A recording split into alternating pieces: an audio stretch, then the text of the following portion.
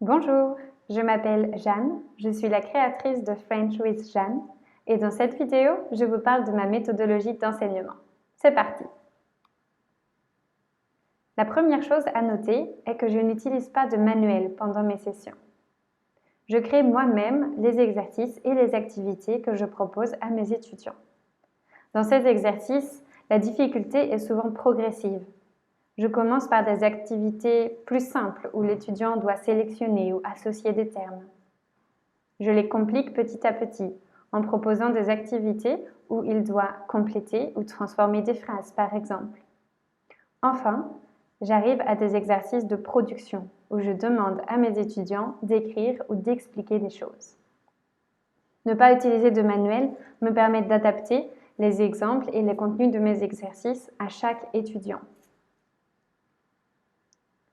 Le deuxième point à noter est que j'essaye d'utiliser des présentations variées. Voici un exemple avec les prépositions devant les pays. Je peux présenter cette notion de beaucoup de manières différentes. Je peux présenter la règle sous forme de phrase.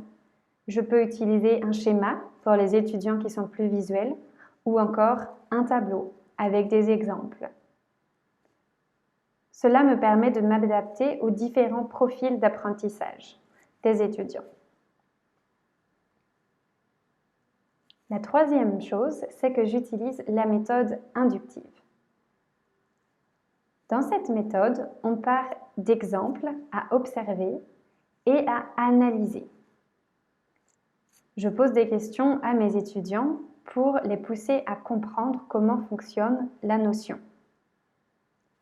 Ensuite, ensemble, nous pouvons rédiger la règle de manière plus formelle, avant de passer finalement à la pratique avec des exercices de compréhension et de production.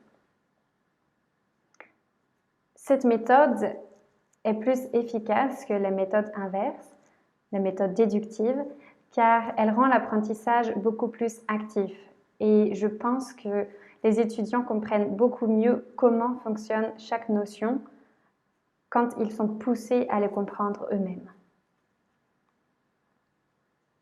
La quatrième chose dont je voulais vous parler, c'est que je fais bien attention à mettre les notions en lien avec la réalité.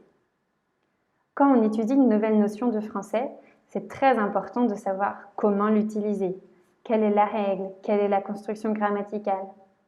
Mais c'est également très important de savoir quand utiliser cette notion. Dans quel cas est-ce que j'utilise le subjonctif?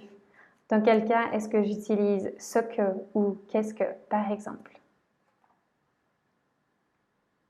Enfin, la dernière chose que je voulais souligner, c'est que pendant mes sessions, je fais attention à varier les types de documents que j'utilise. J'utilise tour à tour des images, des textes, des audios ou des vidéos. Cela permet d'avoir des cours qui ne se ressemblent pas et qui ne sont pas monotones. Merci beaucoup d'avoir regardé cette vidéo. Si vous avez des questions, vous pouvez me contacter via mon site web, via Instagram ou encore Facebook.